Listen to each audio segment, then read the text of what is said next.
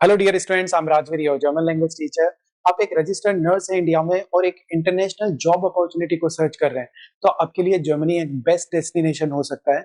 आज की जो वीडियो है उसके अंदर हम डिस्कस करेंगे कि क्या अपॉर्चुनिटीज आपके लिए जर्मनी में है, क्या प्रोसेस होगी और कैसे आप इन बेनिफिट्स को ग्रैब कर सकते हो। First we will discuss about why to choose only Germany. अभी आपको भी पता है कि पूरे इंटरनेशनल मार्केट के अंदर इंटरनेशनल लेवल पे जो नर्सेज हैं उनकी बहुत ह्यूज डिमांड है, बट जर्मनी को हमें क्यों ज्यादा टारगेट करना है उसको हम देखते हैं। सबसे बड़ा जो बेस्ट बेनिफिट है जर्मनी का वो हाई डिमांड फॉर नर्सेज है। आप लोगों को भी पता है कि जर्मनी की जो मोस्ट ऑफ पॉपुलेशन है या प्रोफेशनल्स हैं वो एजिंग पॉपुलेशन है, यानी कि वहां जो अधिकतर लोग हैं वो 50 की एज पे, 60 की एज पे, 70 की एज पे। तो उस वजह से वहां पे न्यू कमर्स या यूथ की जो है वो बहुत ही ह्यूज डिमांड है, even in the population also और प्रोफेशंस के अंदर ऑल्सो। तो प्रोफेशंस में नर्सिंग जो है वहां पे बहुत रेयर हो चुके हैं, इस वजह से वहां पे ह्यूज डिमांड है। और ये आपको भी पता है कि इकोनॉमी का एक रूल है कि जहां डिमांड ह्यूज होगी और क्वांटिटी कम होगी, सप्लाई कम होगी, तो वहां पे उतनी ही अच्छी आपको सैलरी या अपॉर्चुनिटी वगैरह मिलेगी। तो उस वजह से भी आप जर्मनी को टारगेट कर सकते हो। Next is attractive benefits. आप लोगों को पता है कि जर्मनी में अगर आप रह रहे हो तो आपको फ्री एजुकेशन है, टोल टैक्सेस नहीं है, उसके अलावा भी आपका हेल्थ इंश्योरेंस, तो ये सारे बेनिफिट्स आपको एज ए नर्स वर्किंग होने पे भी वहां पे मिलेंगे। Next one is work life balance. Work life balance की बात करें तो जर्मनी में आपको 40 आवर्स 38 टू 40 आवर्स वर्क करना होता है इन ए वीक। आपको वीकेंड या फिर 2 days in a week off मिलेगा, जो कि इंडिया में पॉसिबल नहीं है if we talk about the nursing profession.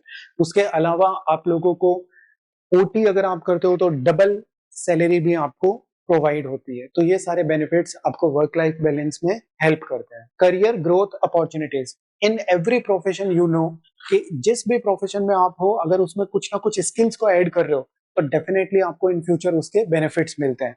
तो नर्सिंग प्रोफेशन में भी अगर आप ट्रेनिंग्स लेते हैं और अलग अलग जो हेल्थ टेक्नोलॉजी चेंज हो रही है उनके साथ में इंटरनेशनल लेवल पे आपको एक्सपोजर मिलता है, तो उस वजह से आपकी जो आने वाली फ्यूचर में ग्रोथ है वो बेटर होती है। और सभी फील्ड का ये एक इंपॉर्टेंट पॉइंट है। Next we will talk about qualifications and requirements, कि अगर आप जर्मनी में एज ए नर्स वर्क करना चाहते हैं तो आपको किन चीजों की रिक्वायरमेंट होगी। फर्स्ट वन, डिप्लोमा और डिग्री इन नर्सिंग। आपको भी पता है कि बिना किसी डिग्री या डिप्लोमा के आप किसी भी कंट्री में वर्क नहीं कर सकते हैं। जर्मनी का भी सेम है। अगर डिप्लोमा की बात करें तो आप जीएनएम नर्स हो सकते हैं, और अगर डिग्री की बात करें तो आप बीएससी नर्सिंग करके जर्मनी में वर्क कर सकते हैं। Next is language skills. That point is the most important point. इसके बिना आपका सक्सेसफुल नहीं है जर्मनी में वर्क करना। अगर आप जर्मनी में एज ए नर्स वर्क करना चाहते हैं तो आपको B1 लेवल या B2 लेवल कंपलसरी होता है, जिसके बारे में हम और डिटेल में भी आगे बात करेंगे। सबसे इंपॉर्टेंट पॉइंट यही है कि B1 और B2 लेवल कंपलसरी आपके पास होना चाहिए। Recognization of qualifications. आपके जितने भी सर्टिफिकेट्स हैं उनका सबका रिकॉग्नाइजेशन यानी कि अनरकेनिंग प्रोसेस आपका पहले होना चाहिए। वो रिक्वायरमेंट भी इस प्रोसेस का एक पार्ट है जो आपको करने की जरूरत नहीं है, आपकी कंसल्टेंसी या फिर आप खुद से भी कर सकते हो। Next one, work visa. You know that अगर आप जर्मनी जाओगे तो वर्क वीजा तो आपको चाहिए ही, आपको वर्क के लिए अप्लाई करना है और यहाँ वीजा के लिए एप्लीकेशंस वगैरह आपको फिल करनी होगी और इसके अंदर आपको वर्क वीजा मिलेगा। वर्क वीजा में आपको शेंगेन वीजा प्रोवाइड होता है, जिसके अंदर आप यूरोप की किसी भी कंट्री के अंदर वर्क कर सकते हो। बहुत सारे स्टूडेंट्स का क्वेश्चन रहता है कि हम कैसे अप्लाई कर सकते हैं अगर हमें नर्सिंग जॉब के लिए जर्मनी में जाना है।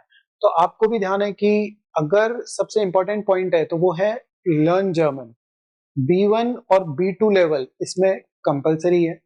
बिना जर्मन B1 और B2 लेवल के आप बिल्कुल भी जर्मनी के लिए नहीं सोच सकते हो, क्योंकि देखो आपको भी पता है कि जो एक प्रोफेशन है, एक डॉक्टर, नर्स, पेशेंट, इनका जो प्रोफेशन है उनके अंदर आपको पेशेंट के साथ में कॉन्वर्सेशंस करनी होती है और वो रिलेवेंट है आपकी हेल्थ से। बहुत ही मेजर एक फील्ड है, अगर उसमें कुछ भी आपने मिस्टेक कर दिया तो पर्सन जो है उसकी लाइफ से रिलेटेड है वो, कि आपने डॉक्टर ने क्या इंस्ट्रक्शन दिए और आपने क्या समझा और आप पेशेंट ने क्या बोला और आपने क्या समझा, डॉक्टर को क्या बताया। तो वो सारी चीजें बहुत मैटर करती है इस प्रोफेशन के अंदर और लाइफ का क्वेश्चन है, तो इस वजह से यहाँ पे एटलीस्ट B1 और B2 लेवल कंपलसरी है। इसके बिना आप लोग बिल्कुल भी जर्मनी के लिए अप्लाई नहीं कर सकते हैं। कंपलसरी है और इसके अंदर जो है वो सर्टिफिकेट भी गोएथ इंस्टीट्यूट या फिर टेल के वैलिड होंगे, जिसको हम देखेंगे आगे।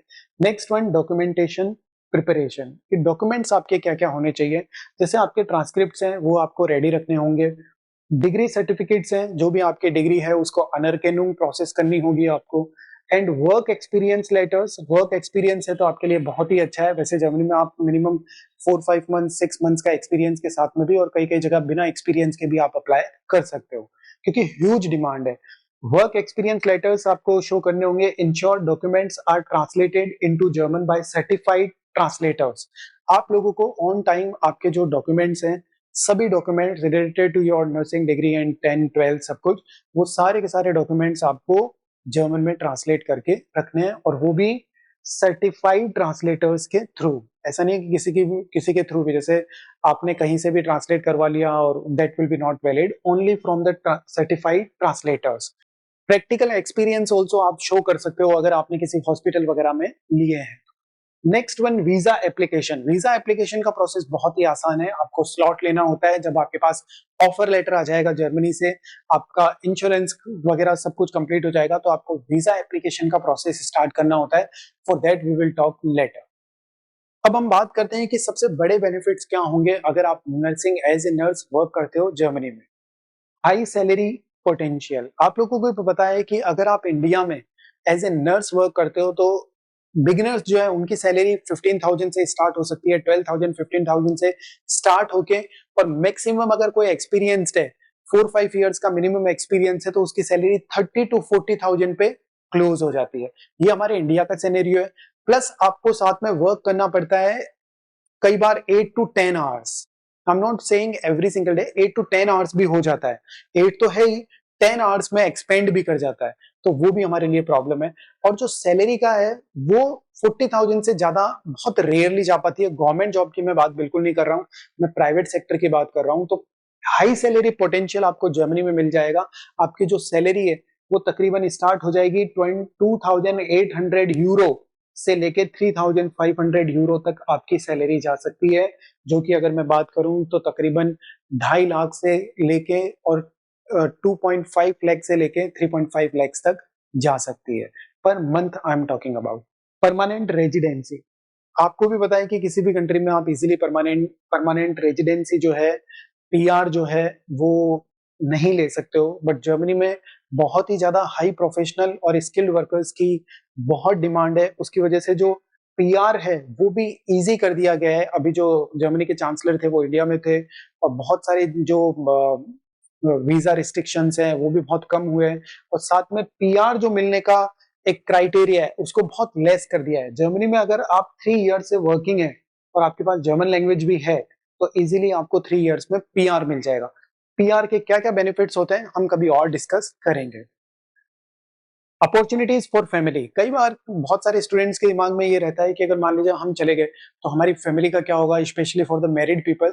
तो उनके लिए ऐसा है कि जर्मनी में फैमिली रीयूनियन वीजा है, जिसमें आपके ब्लड रिलेशन, पेरेंट्स, स्पाउस, वो आपके साथ लाइफ लॉन्ग रह सकते हैं और उनको कोई वीजा रिस्ट्रिक्शंस वगैरह कुछ भी नहीं होगा। तो ये बेनिफिट्स आपको कहीं नहीं, जर्मनी में इजीली मिल जाएंगे। पीआर भी इजीली मिल जाएगा।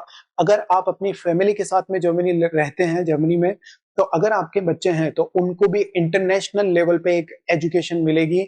और जर्मनी में आपको भी पता है कि एजुकेशन इज टोटली फ्री, तो वो बेनिफिट भी आप अपनी फैमिली को यहाँ पे प्रोवाइड करवा सकते हैं। Next and very important, how to succeed in nursing job. देखो, आप लोगों ने ये सोच लिया कि हम नर्सिंग जॉब जर्मनी में चले जाएं, कर लें एंड ऑल। ये इतना आसान भी नहीं है जितना आप लोगों ने सोच लिया है, क्योंकि यहाँ सबसे इंपॉर्टेंट है B1 और B2 लेवल जर्मन लैंग्वेज। बहुत सारे स्टूडेंट्स हैं जो एट द एज ऑफ 30 हैं, 35 है, और उनको जर्मनी जाने के बारे में पता चला और पहले ऐसी अपॉर्चुनिटीज नहीं होती थी, और अब वो सोच रहे हैं कि अगर हम ये सब कर लें तो जर्मनी में डेफिनेटली मूव कर सकते हैं। बट प्रॉब्लम है कि अब वो वर्किंग भी है और फैमिली भी है, सारी चीजों को मैनेज करना वर्क के साथ में that is not at all possible. तो इसीलिए मैं रिकमेंड करूंगा स्टूडेंट्स को कि अगर आप वर्किंग भी हैं तो आपको उस टाइम पे वर्क छोड़ना चाहिए और ओनली फोकस होना चाहिए जर्मन। अगर उसके साथ में अगर कुछ और करेंगे और साथ में आप जर्मन कर रहे हैं तो डेफिनेटली ये पॉसिबल नहीं हो पाएगा, आप कितनी भी कोशिश कर लें। आपको B1 लेवल करते टाइम ये ध्यान रखना है कि एग्जाम जो है वो गोइथे या टेल्क का देना है। गोइथे आजकल बहुत कम स्टूडेंट्स रिकमेंड कर रहे हैं, टीचर्स जो हैं वो रिकमेंड कर रहे हैं, क्योंकि यहाँ बच्चों के जो फेल रेशियो है वो बहुत ही ज्यादा है और बहुत अंदर सिस्टम भी इनका ठीक नहीं है। बाकी talc is very good now, और जो सेंटर्स है वो भी काफी बढ़ गए हैं, और यहाँ पे जो पास होने का जो रेशियो है वो टेल्क में ज्यादा रहता है स्टूडेंट का, पेपर भी थोड़ा इजी रहता है। तो यहाँ से आप अप्लाई कर सकते हैं। B1 लेवल या B2 लेवल का सर्टिफिकेशन होता है, कुछ एम्प्लॉयर जो है B1 लेवल पे भी आपको मूव करवा देते हैं, और जो B2 लेवल होता है वो जर्मनी में आपको जाके करना होता है। यहाँ पे आपके लिए सिर्फ और सिर्फ जर्मन जो है वो सबसे इम्पोर्टेंट है। यहाँ आपको ये ध्यान रखना है कि आपके 6 to 8 मंथ्स की ड्यूरेशन तकरीबन यहाँ लग जाएगी, प्रोसेस के अंदर भी और साथ में जर्मन लैंग्वेज को लर्न करने की भी। आपको कुछ भी ये नहीं सोचना है कि ये टाइम इतना हो गया ये वो, आपको बस कंसिस्टेंसी के साथ में, लैंग्वेज के साथ में लगे रहना है। अगर आप इन्वॉल्व हो चुके हो, 8 मंथ्स दे दिए हैं, तो 10 भी हो जाए, 1 ईयर भी हो जाए, no problem. You just need to be involve every single day. हमेशा इन्वॉल्व रहना है। एग्जाम आपको तभी देना है जब आप 100% श्योर हो कि गोइथे एग्जाम के आपने जो मॉडल पेपर्स हैं उसके लिए आपने 8 to 10 मॉडल पेपर सॉल्व कर लिए हैं, आपके मार्क्स हमेशा 60 अबव आ रहे हैं, टीचर भी कॉन्फिडेंट है, आप भी कॉन्फिडेंट हो, then only try to apply for the B1 और B2 लेवल गोइथे और टेल्क एग्जाम। अदरवाइज बच्चों का ये सिनेरियो रहता है कि हाँ, हमने नर्सिंग के लिए जाना है, हमने लैंग्वेज सीख ली, टीचर से पूछा कि हम अपियर हो जाए, टीचर ने भी कह दिया यस, बच्चे ने कुछ भी प्रिपरेशन नहीं की और आपने भी कह दिया कि ठीक है, टीचर ने कि आप अपियर हो जाओ, तो डेफिनेटली वो 100% फेल होते हैं स्टूडेंट्स। तो प्लीज आप लोगों को हमेशा ध्यान रखना है, अच्छे से वेल प्रिपेयर होना है। 8 to 10 model papers, 15 model papers complete करने हैं, वोकैब उस लेवल की होनी चाहिए, तब जाके आप गोइथे में अपियर हो। क्योंकि हमारे पास ऐसे ऐसे केसेस आते हैं जिसमें हमने 4-5 टाइम्स ऐसे स्टूडेंट्स को देखा है जो अपियर हो चुके हैं और उसके बाद भी उनके पास कोई सर्टिफिकेट नहीं है, वो ये बताते हैं। और इवन उनके इंस्टीट्यूट में भी उन्हें ये नहीं बताया जाता कि आपको कब अपियर होना चाहिए, कैसे प्रिपरेशन करनी चाहिए। तो प्लीज आप अगर हाउस बिल्डिंग या फिर नर्सिंग जॉब के स्टूडेंट्स हो, तो आपको बहुत ही सीरियस वे में जर्मन लैंग्वेज को लेना है, सीरियस जगह लर्न करना है, ताकि आप एक फर्स्ट अटेम्प्ट या सेकंड अटेम्प्ट में 100% एग्जाम को क्लियर करो। नहीं तो बहुत सारे स्टूडेंट्स जो हैं वो एग्जाम में भी तकरीबन 4-5 टाइम्स अगर आप अपियर हो गए तो आपके 1 लाख समथिंग लग जाएंगे और हाथ में कुछ भी नहीं आएगा।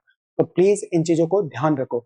एक बात और है कि टोटल एक्सपेंडिचर क्या आएगा, तो मैं आप लोगों को बताना चाहता हूँ कि नर्सिंग की जो प्रोसेस होती है वो टोटली फ्री होती है। नर्सिंग की जो प्रोसेस है वो टोटली फ्री है। अगर आपसे कोई चार्जेस मांग रहा है जैसे कि 1 लाख 2 लाख समथिंग, तो समझ लेना कि वो फ्रॉड कर रहा है। बाकी जो इसकी प्रोसेस है वो टोटली फ्री है। हाँ, कुछ डॉक्यूमेंटेशन के चार्जेस होते हैं, जैसे ट्रांसलेशन हो गया, रिकॉग्नाइजेशन प्रोसेस हो गया, वो एक बेसिक सा अमाउंट होता है, वो आपको पे करना होता है। बाकी इसके अलावा कोई भी चार्जेस नहीं है। लैंग्वेज अगर आप लर्न करोगे तो डेफिनेटली इसका तो चार्जेस होता ही है। बाकी इसके अलावा कोई भी प्रोसेस का चार्ज नहीं होता है, आपको फ्री में प्रोसेस होती है। दूसरी बात, आपके फ्लाइट के चार्जेस जो रहते हैं वो डिपेंड ऑन द एम्प्लॉयर है। कई बार आपको एम्प्लॉयर फ्री फ्लाइट टिकट्स भी प्रोवाइड करवाता है और कई बार एम्प्लॉयर ना प्रोवाइड करवाए तो कोई दिक्कत वाली बात नहीं है, आपको ऑफर लेटर मिल गया, 30-40 थाउजेंड लग भी गए तो कोई प्रॉब्लम वाली बात नहीं है एट द एंड। ठीक है, तो आप लोगों को बस ध्यान सबसे ज्यादा B1 लेवल या B2 लेवल का रखना है। जर्मन लैंग्वेज मस्ट है, इसके बिना कुछ भी नहीं है। हमारे पास में बैचेस अवेलेबल हैं जिसके अंदर हम specially nursing and house building students को टारगेट करते हैं, जिनके लिए जर्मन लैंग्वेज कंपलसरी होती है। हमारे यहाँ हॉस्टल फैसिलिटीज भी अवेलेबल है, जिसमें हम पूरा दिन बच्चों को कोचिंग क्लास में रखते हैं, उनको मॉक टेस्ट वगैरह करवाना, प्रैक्टिकली उनको और थ्योरेटिकल प्रैक्टिकली उनको कॉन्वर्सेशंस करवाना, इन्वॉल्व रखना पूरा दिन जर्मन में। क्योंकि देखो, लैंग्वेज का मतलब ये नहीं है कि आपने बस 1 आवर क्लास ली, घर चले गए, उसके बाद में आप कुछ भी इन्वॉल्वमेंट नहीं कर रहे। और आज के टाइम आपको भी पता है कि कितने सारे डिस्ट्रैक्शंस हैं, कि बच्चे ने कुछ भी पढ़ना स्टार्ट किया, मोबाइल उठाया, ट्रांसलेशन के लिए कुछ यूज किया, इतने में कुछ ना कुछ नोटिफिकेशन आ गए और आप इंस्टाग्राम में घुस गए, व्हाट्सएप में घुस गए, फिर वहां मैसेज हो गए, आप बाहर चले गए। ये सारी चीजें पॉसिबल नहीं कर पाती। इसीलिए आपको एक सीरियस टीचर और एक सीरियस स्टूडेंट बन के इसकी प्रैक्टिस करनी चाहिए। 6-7-8 मंथ्स तक आपको बिल्कुल कट हो जाना चाहिए हर चीज से, सिर्फ जर्मन जर्मन जर्मन। पूरा दिन आप जर्मन में रहने चाहिए, क्योंकि लैंग्वेज बिना एक एटमोस्फेयर हुए हुए आप कभी नहीं सीख सकते। आप ऐसा बिल्कुल नहीं सीख सकते कि सिर्फ ग्रामर करे जा रहे हो, ग्रामर करे जा रहे हो। आपको चाहिए पूरा दिन एक एटमोस्फेयर जिसके अंदर कभी कॉन्वर्सेशन भी हो रही है, कभी प्रैक्टिकल भी चल रहा है, कभी कुछ हो रहा है, कभी आप लिसनिंग कर रहे हो, कभी राइटिंग कर रहे हो। ऐसा अगर एटमोस्फेयर होगा, then only you can learn a language faster and better. I hope आपको ये वीडियो पसंद आया होगा। Don't forget to like, share and subscribe. More updates के लिए प्लीज हमसे जुड़िए। आपको आगे भी अदर कौन कौन सी अपॉर्चुनिटीज है उनकी अपडेट्स भी मिलती रहेगी। Cheers, bis zum nächsten Mal।